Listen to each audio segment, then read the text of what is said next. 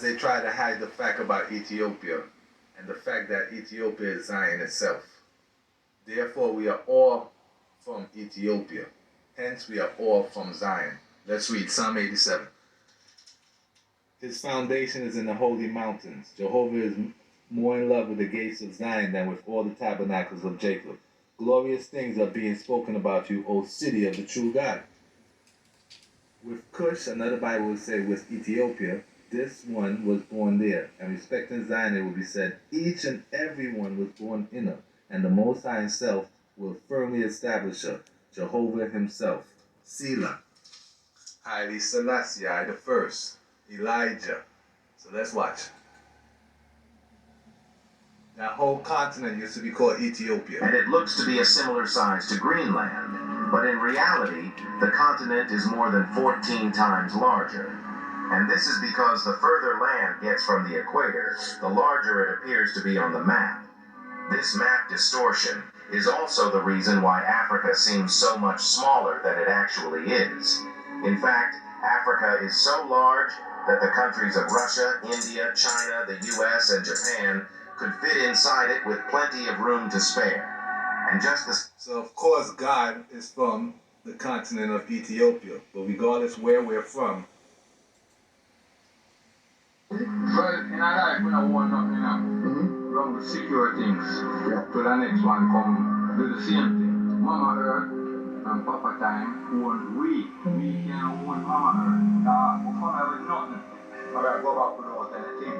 All we have to do is unite, show respect and honor amongst each other, be true and honest, be loyal, show love, be happy, show good blessing. 9 forces of life, but it's best to be true and honest to yourself first. Do unto others as they will have done unto you. So if you notice, in diplomatic frameworks such as the United Nations, Ethiopia was the only non-Islamic state that voted against Israel admission. Why? Because Israel is the fake Ethiopians. Today, it is prohibited, and you can Google this, to do a DNA test in Israel. Totally forbidden. Wrong. It's illegal. It's a crime. You'll be jailed if you do a DNA test in Israel. Why? Because they know the truth will come out. You come from Poland, you come from Ukraine, you came from Europe, you came from everywhere else. And they were the original Middle Eastern Jews who lived together with the Muslims and the Christians for centuries. For centuries.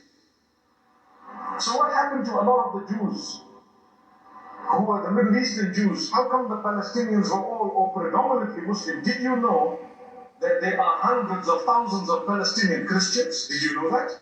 The entire region from Egypt to India was called Ethiopia. Therefore, he's talking about Ethiopians. Some of the Ethiopians are Jews because they're from the tribe of Judah.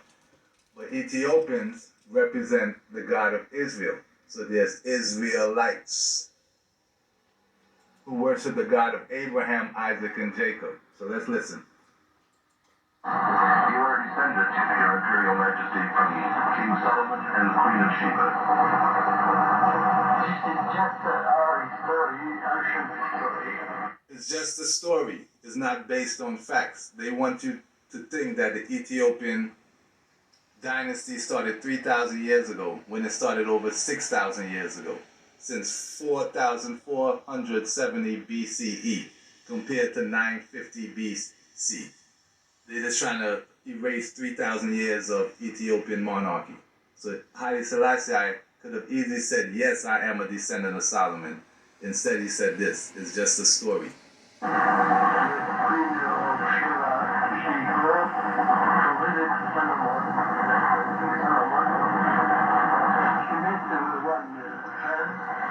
You see, it's just a story of Queen Sheba going to visit Solomon.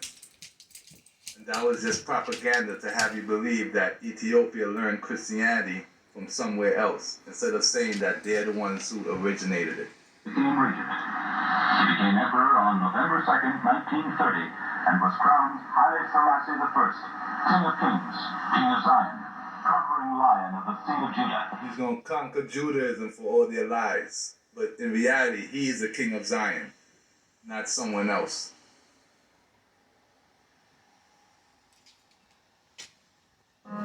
At a time when much of Africa was being colonized by European powers, Menelik II's army fought off an Italian attempt at conquest. Italy, which is a Roman empire, tried to add Ethiopia to their empire.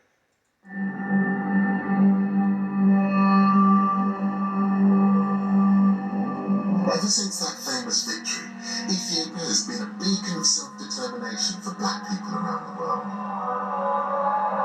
But I'm here to get back beyond that to the ancient history. I've got here the Kebra Nagast, the Glory of Kings, the story that tells you of all of those kings, those ancient empires. And I want to get behind that and find out exactly what made this country. Remember, Haile Selassie, I said it's just a story. It's not based on facts.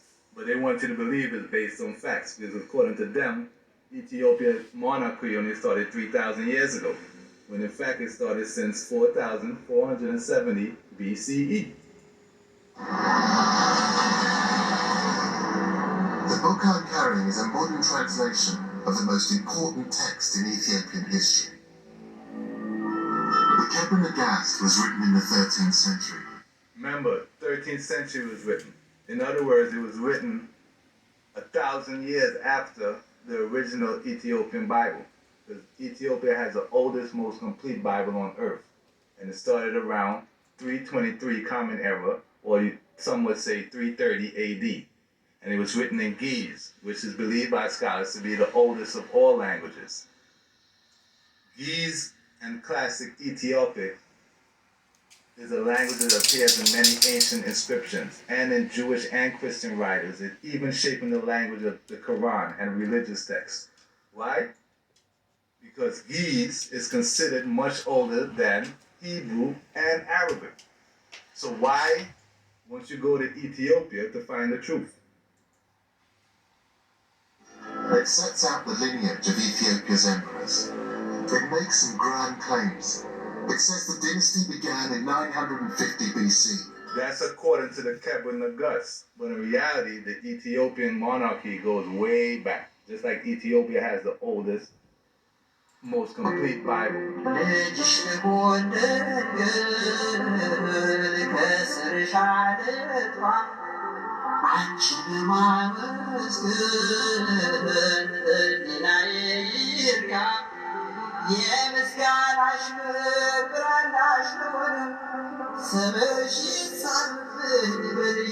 it, we're only supposed to pray to the God of Abraham, Isaac, and Jacob. No one else.